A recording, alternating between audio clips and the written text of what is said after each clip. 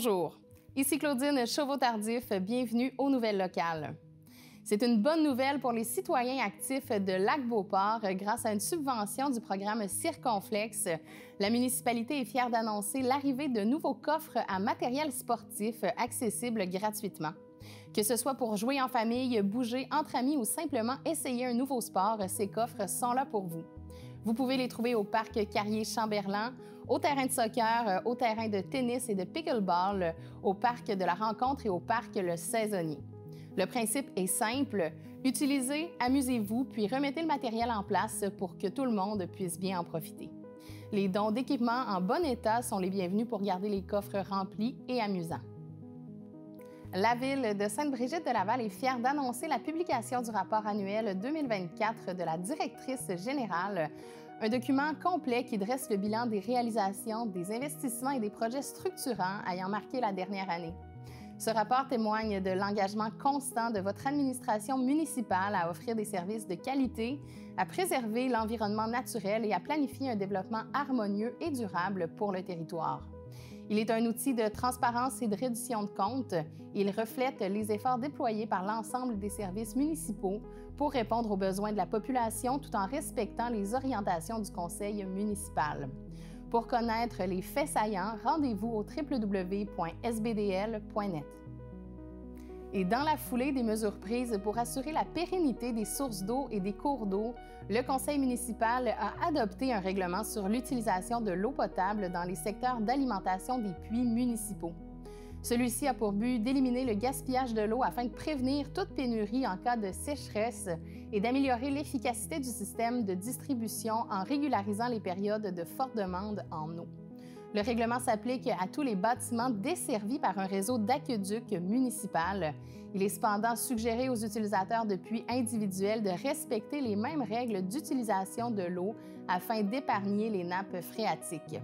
Pour connaître les applications de ce règlement, rendez-vous au www.villestoneham.com. Philippe Lavoie n'a jamais oublié ses racines.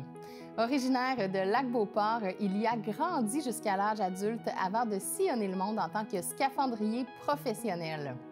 Aujourd'hui, c'est dans un tout autre domaine qu'il s'épanouit, celui de la viande, du barbecue et du prêt-à-manger. En ouvrant une deuxième succursale de la boucherie JB Allard, l'épicier gourmand, dans son patelin natal, il réalise bien plus qu'un projet d'affaires, un retour aux sources. Un accident l'a contraint à tourner la page, mais lui a aussi permis de prendre un virage décisif. À Saint-Nicolas, il a repris les rênes d'une boucherie bien établie depuis près de 20 ans. En quelques années, il l'a transformée, doublant la superficie, étoffant l'offre et bâtissant une équipe fidèle. Lisez l'article complet à la page 19 du journal L'Écho du Lac pour plus de détails à propos de ce projet. Ce printemps, la ville de Fossambeau-sur-le-Lac a refait une beauté au terrain du club de pétanque, le Foss en boule. Situé aux 4 rues de l'Hôtel de Ville, c'est certainement l'un des terrains de pétanque les plus beaux et les plus aimés du Québec, et ils en sont très fiers. Le 26 mai dernier marquait l'inauguration des nouvelles installations ainsi que le début de la saison. Chaque lundi, pendant l'été, en effet, 84 joueurs de tous âges et en grande majorité de Fossambeau-sur-le-Lac se donnent rendez-vous pour pratiquer leur sport dans un esprit de camaraderie et de saine compétition. Les jeudis soirs, plusieurs joueurs se retrouvent aussi pour le plaisir. Ces soirées sont ouvertes à tous et toutes, et si la pétanque vous intéresse, vous n'avez qu'à vous présenter sur place pour 19 h. Le club de pétanque Le Foss en boule tient à remercier bien sincèrement les responsables de la ville d'avoir accédé à ces demandes. Lisez l'article complet à la page 20 du journal L'Entre guillemets. La ville de Sainte-Catherine de la Jacques-Cartier a inauguré récemment sa nouvelle caserne de pompiers premiers répondants, agrandie et réaménagée au coût de 5 millions de dollars. Construite en 2007, la caserne possède maintenant une superficie d'un peu plus de 1800 mètres carrés. Les travaux ont permis d'améliorer grandement le centre de coordination des urgences, la salle de formation, l'aire de vie des employés et les espaces dédiés aux véhicules d'urgence, compte tenu des récentes acquisitions d'équipements. En plus de Sainte-Catherine de la Jacques-Cartier, les pompiers premiers répondants interviennent sur le territoire de Lac-Saint-Joseph, Fossambeau-sur-le-Lac et Shannon en vertu d'ententes intermunicipales. L'entraide est également offerte aux villes de Pont-Rouge, Saint-Raymond et Lac-Sergent. Une équipe de 2 à 4 personnes est disponible en caserne 24 heures sur 24, 7 jours par semaine, d'où l'importance d'améliorer les aires de vie du personnel. Vous êtes résident de Shannon et vous souhaitez obtenir une vignette pour avoir accès gratuitement aux zones de stationnement du parc canin, le parc municipal ainsi qu'à celui situé devant le centre communautaire. Vous devez simplement compléter le formulaire sur le site Web de la Ville pour obtenir la vignette, qui est valide pour la période du 1er mai au 1er octobre de l'année en cours. Votre demande sera traitée durant les heures d'ouverture de l'Hôtel de Ville et vous recevrez une confirmation par courriel. Les modalités sont disponibles sur le site Web de la Ville de Shannon.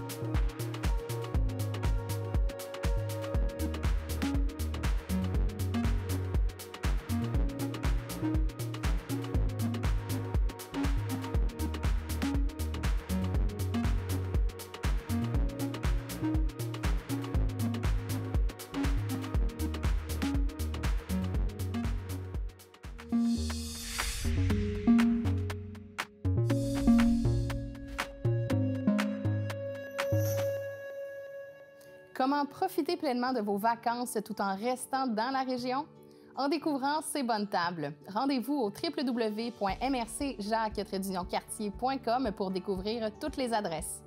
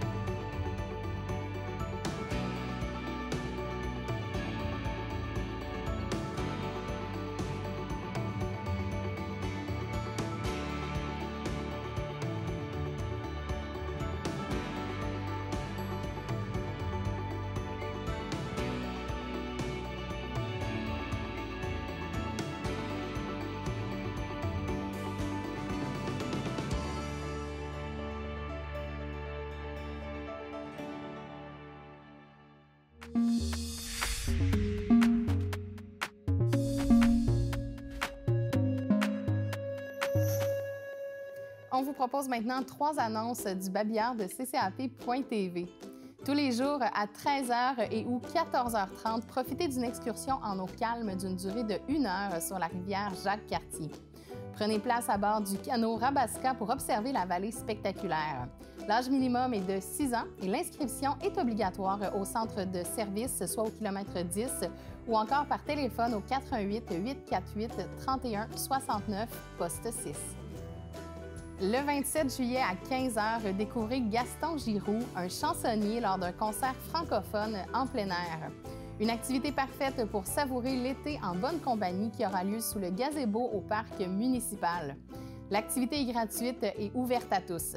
Apportez vos couvertures, vos chaises pliantes et une collation pour être bien confortable.